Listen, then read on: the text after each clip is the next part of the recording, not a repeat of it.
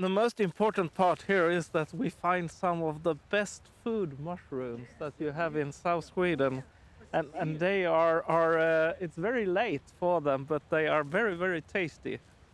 So I will actually pick this forest. I think this is one of the best products from forests. And if you find one and you look around, you will find thousands. Because they look like a brown leaf and or leaf. And actually now we have been standing all in between them, so yeah, it's really... And it's a really good year this year. Yeah, right. It's a really good year. Some of them are really... And that's the most important, why you need to have a cap when you're in forestry. Yeah, so you can actually pick your mushrooms. ALTERFOR is a very nice project. We meet partners from all over Europe and study forestry and learn from each other. In Sweden it's very nice to work with my colleagues. And in the case study area it's very important to have a partner as Södra who knows something about the market as they are running industries. We're not only talking about trees, but we're actually talking about the use of trees and what are the values and what can we use today and what can we most probably use in the future.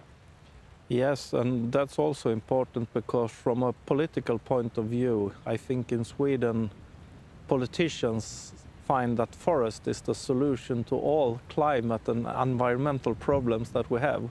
We should build our houses of wood, we should burn the wood for fuel, and we should also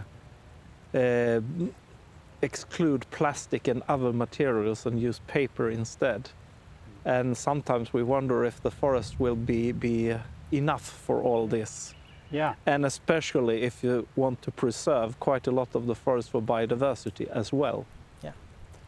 And that is of course something that in these projections that we have conducted, you can see that the forest it isn't enough for everything. You need to make decisions on what you want to prioritize.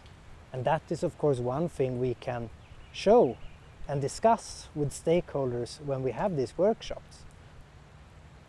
I also think that this place we're at, this ASA research station, is a very good place for us, for meeting place, for the practitioners and the research. And we get help from each other, like we get help from Södra, what is important for the forest owner to make research about. We are kind of practitioners too. And you get the results and you can go forward with different things in getting out to the forest owner. I work here in ASA and we have used these experiments as demonstration sites for many, many years, even before ALTERFOR. Because you go out in the field and you can actually see the results. You get discussion about, oh, is this a good way, is this a bad way, etc., etc. So for us, working here and also for other people in other institutions who come here, this is a natural way to use the experiments for information to students, forest owners, etc. So it's not really something new. Now we call them demo sites. Our field experiments have been for hundreds of years a very important part of forest research and also spreading information to forest owners.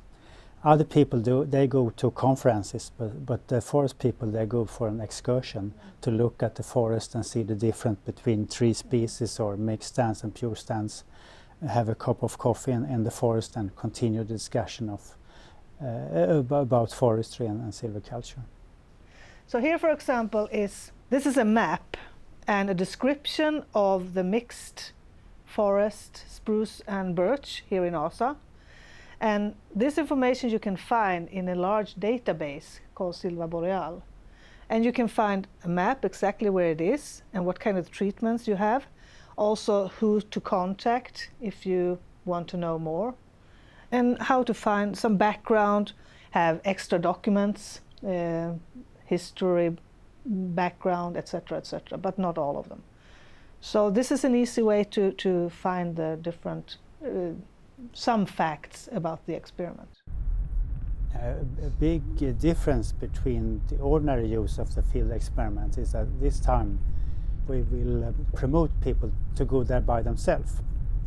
So the demonstrators can be used for me as a teacher, but also if people like to go there by themselves, just finding the information, where and how to find them, read them themselves at the computer, their iPad or by a smartphone. They should have all the information and how to find them out in nature.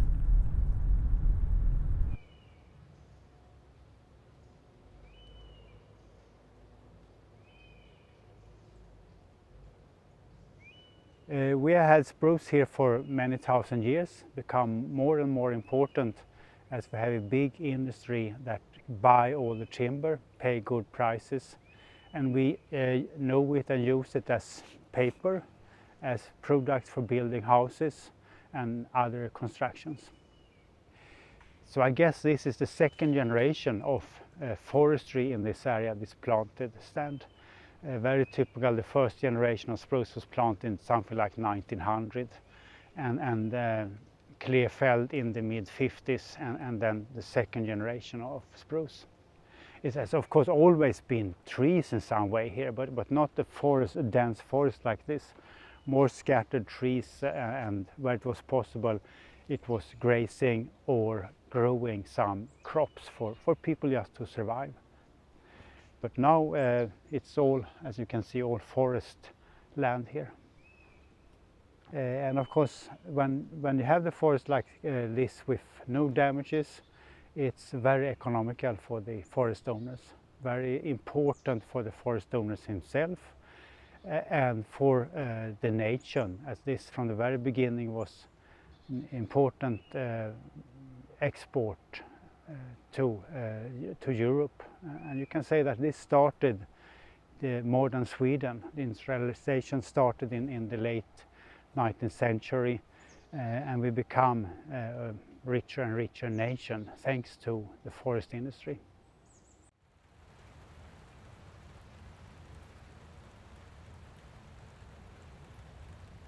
Right now, the Swedish Forest Agency, so the governmental body in charge of forest policy in Sweden, they are right now trying to promote more diversified silviculture. So this is one of these alternative forest management models we have selected and investigated in ALTERFOR.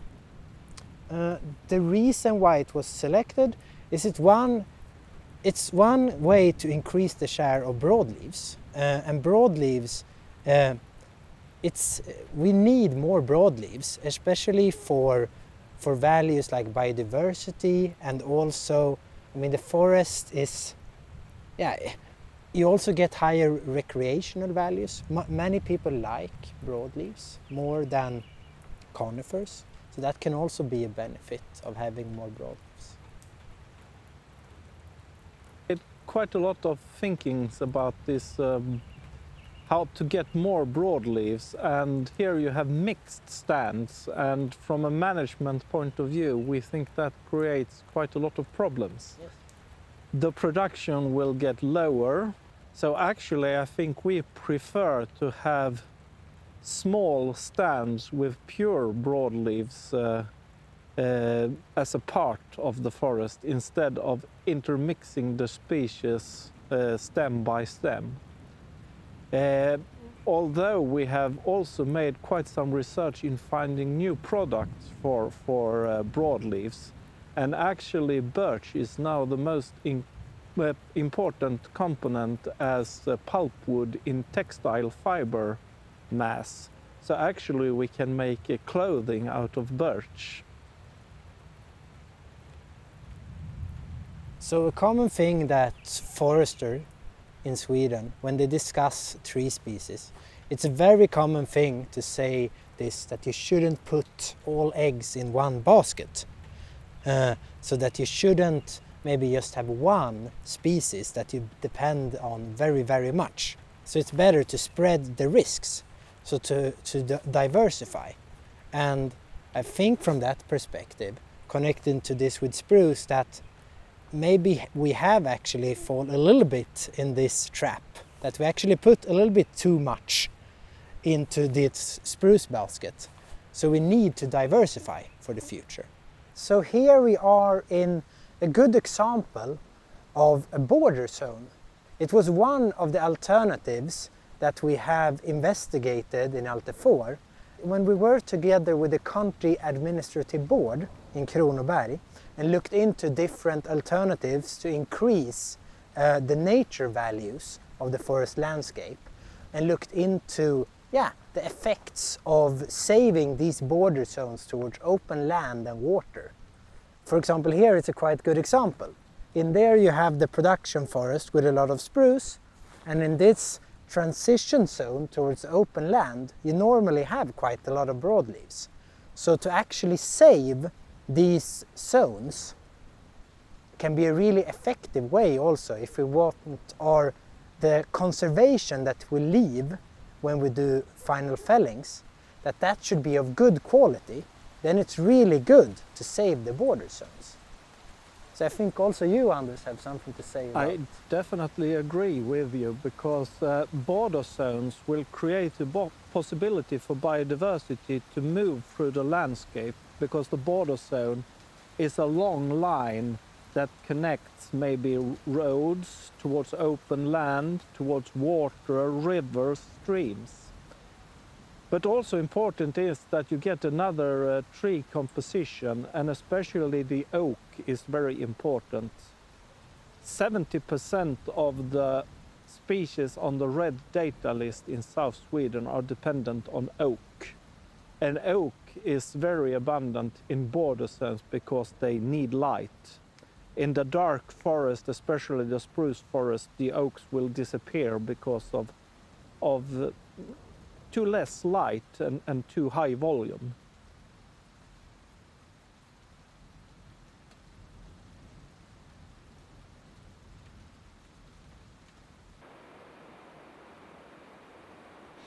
People have always looked for other species for fulfilling their demands. And in ALTERFOR we are working with some alternatives to spruce. This large stand is about 25 years old, but it's already thinned once and gave an income to the forest owners, while the spruce in the surrounding stands has not been thinned yet and still is only a cost for the forest owners. Swedish foresters, they went down to Central Europe and see some interesting species like fir and larch. And of course they tried it in a small scale 200 years ago. Slowly we built up knowledge about different species and could sort out many of the alternatives. And larch remained as one of the interesting species due to the high wood quality and the very fast growth.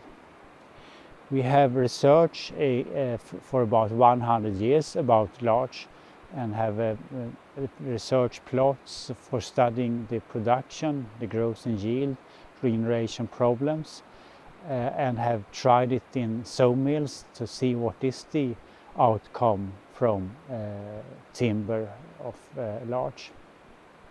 So it's a long process to build up knowledge about different tree species, and it's ongoing research in larch with the production for a full rotation. The larch we have here, that is the hybrid between European larch and the Japanese larch.